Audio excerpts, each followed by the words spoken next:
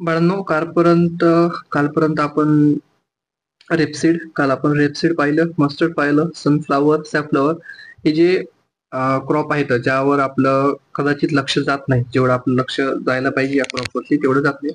त्या क्रॉपची आपण म्हणजे आपण जे दुर्लक्षित करतो ते क्रॉप आपण काल बघितले. ठीक आहे.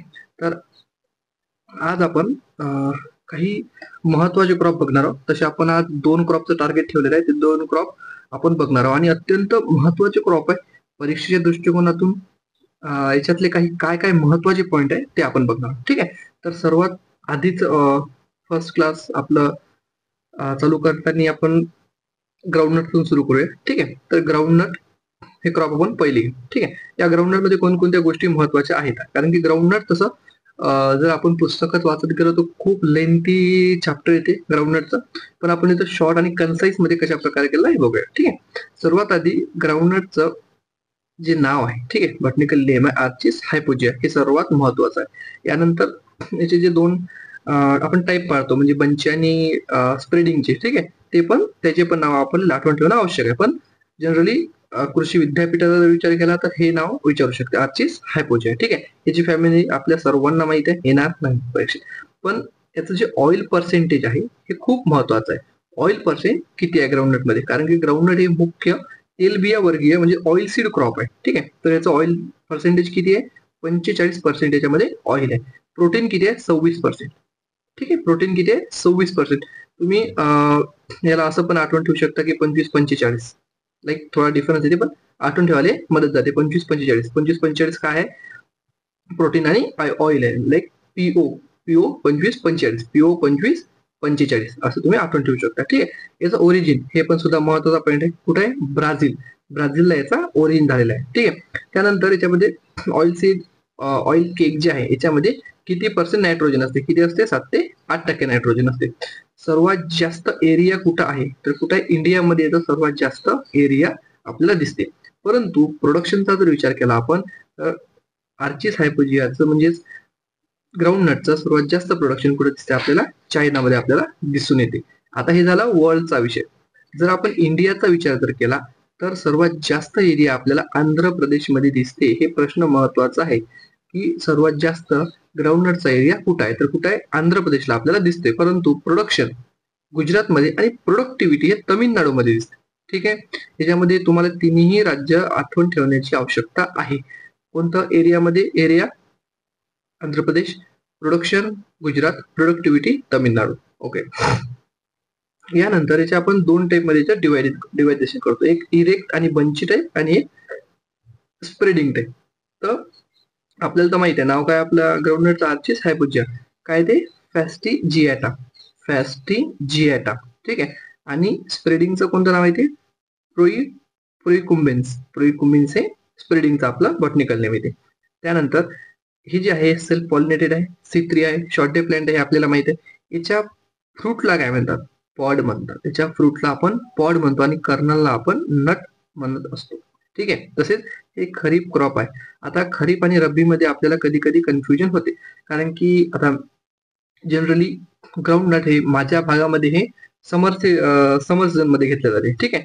तर भात करताना कोणते कोणते क्रॉप आहेत ते लक्षपूर्वक तुम्ही हे करा, कारण की तुमच्या भागामध्ये ते क्रॉप मे बी वेगळ्या सीझन मध्ये ग्रो केलं जात असेल, परंतु आपल्याला वेगळ्या सीझनचं ते क्रॉप आहे. ठीक आहे. तर त्याचप्रमाणे ग्राउंडनट कोणतं क्रॉप आहे, खरीप सीझन क्रॉप आपल्याला आहे. ठीक आहे. त्यानंतर पेगिंग हे एक इम्पॉर्टंट टर्म आहे याच्यामध्ये, कोणती, पेगिंग नावाची. ठीक आहे. तर काय असते, after pollination ovary become a stalk like structure known as gynophores which enters into the soil as a part of peg to form a pod. ठीक आहे. या प्रकारची तुम्हाला डेफिनेशन लक्षात ठेवायची गरज आहे, कारण की पेगिंग डायरेक्ट पण विचारू शकते की what is pegging in groundnut. ठीक आहे. याच्यामध्ये नाही का, पेगिंग नंतर काय येते आपलं, सॉइल कोणत्या कोणत्या सुटेबल येते, कोणत्या नॉन सुटेबल येते. ठीक आहे. कारण की सुटेबल सॉइल आपल्याला जनरली माहित असते, पण नॉन सुटेबल सॉइल कोणती, क्ले आहे. ठीक आहे. Non suitable soil for groundnut कोणती, क्ले सॉइल. ओके. यानंतर पेगिंग स्टार्ट केव्हा होते, पेगिंग कोण्या टाइमला स्टार्ट होतं, 55 डे आफ्टर सोईंग हे स्टार्ट होत असते. कोणती, पेगिंग 55 डे आफ्टर सोईंग हे स्टार्ट होत असते. ठीक आहे. त्यानंतर येते डॉर्मन्सी ब्रेक. याच्यामध्ये डॉर्मन्सी ब्रेक करायचं काम कोण करते, तर naphthalic acetic acid, NAA, indole acetic acid आणि GA3 हे 3 महत्वाचे आहेत. ते डॉर्मन्सी ब्रेकर म्हणून याच्यामध्ये वापरला जाते. त्यानंतर याच्यातल्या महत्वाच्या खूपच महत्वाच्या व्हेरायट्या बंचमध्ये ज्योती TMV2. बंच टाईप मध्ये कोणत्या कोणत्या व्हेरायटी येते? ज्योती आणि TMV2 येते. तसेच स्प्रेडिंग मध्ये जर विचार केला तर चंद्र आहे, TMV1, चित्रा आणि प्रकाश, तसेच अंबर ही इम्पॉर्टंट व्हेरायटी आहेत. त्या मी दर प्रत्येक लेक्चरला सांगू राहिलो की व्हेरायटी तुम्हाला जर पाठ करायची असेल तर ते तुम्ही प्रत्येक 8 दिवसांनी तुमचं टाइम शेड्यूल जे पण असेल त्यानुसार तुम्ही ठरवून ते रिपीट वाचन करून पाठांतर करू शकता. ठीक आहे. त्यानंतर येते आपल्याला व्हेरायटी झालं. ठीक आहे. व्हेरायटी नंतर आपलं काय येत आहे की डिलिंटिंग किंवा त्याला डिफ्युजिंग आपण म्हणत असतो. काय असते आपण डिलिंटिंग आणि डिफ्युजिंग. ठीक आहे. आपल्याला एक गलत एक स्लाइड अपलोड झाली. Okay, wait one second.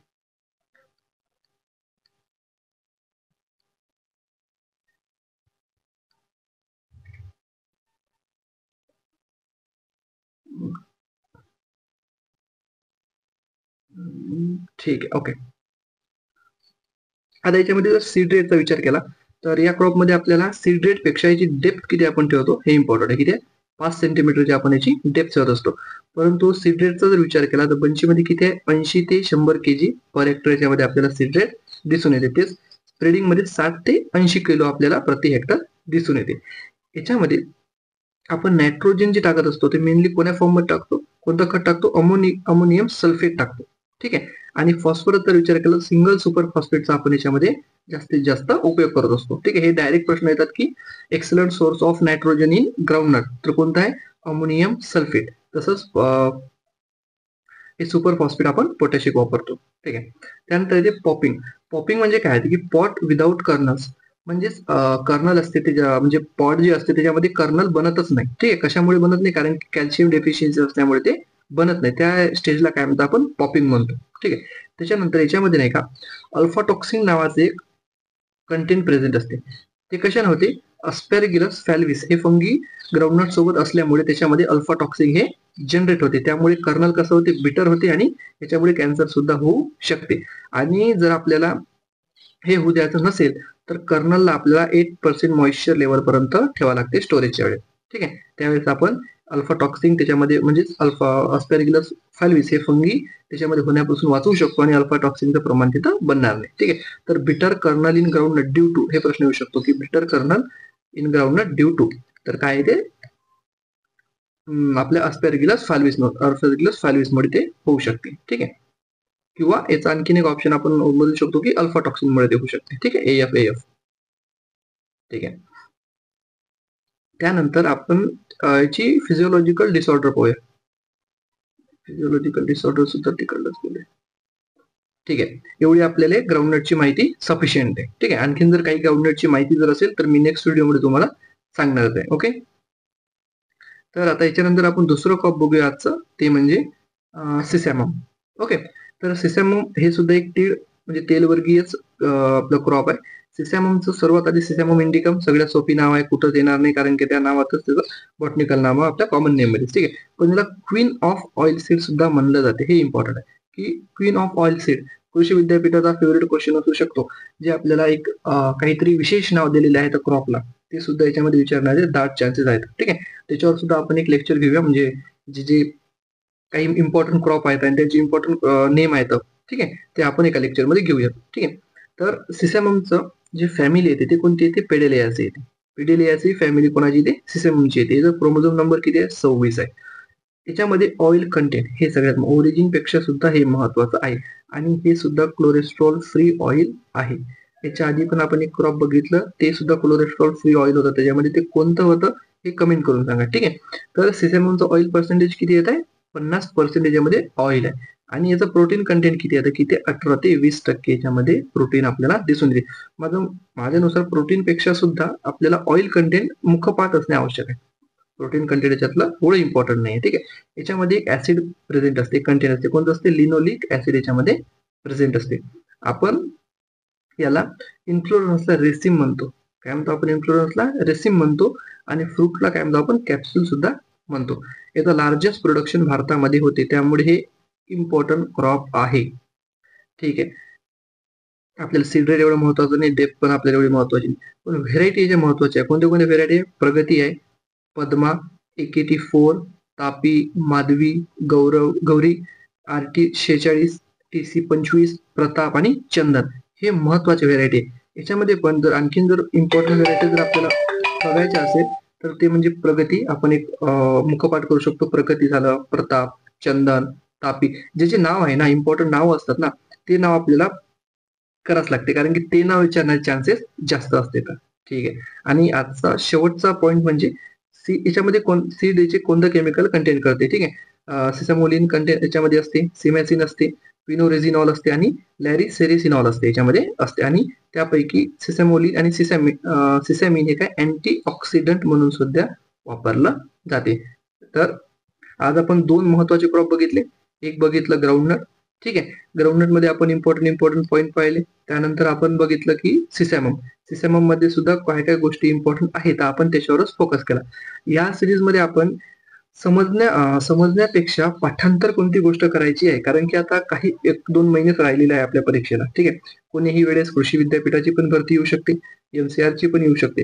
त्यामुळे आता समजण्याचा ते काळ गेलेला आहे. तुम्हाला हे लक्षात असलं पाहिजे की कोणतं पॉईंट मेन आहे आणि कोण्या पॉईंटवर आपल्याला फोकस करायचा आहे. तर आजच्यासाठी आपण इथंच थांबूया. पुढच्या लेक्चरमध्ये आपण आणखीन काहीतरी असेच मजेदार टॉपिक घेऊया. ठीक आहे. तर तुम्ही तुमच्या मित्रांना हे लेक्चर पाठवा, व्हिडिओला लाईक करा, शेअर करा आणि सबस्क्राईब करा. थँक्यू.